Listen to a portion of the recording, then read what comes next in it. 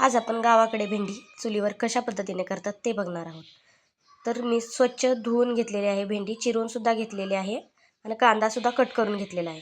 तर तव्यात मी 2 चमचे तेल टाकलेलं आहे आणि त्याच तव्यात मी कांदा परतून घेतलेला आहे. कांदा चांगला परतला की त्यात आपण भेंडी टाकायची आहे.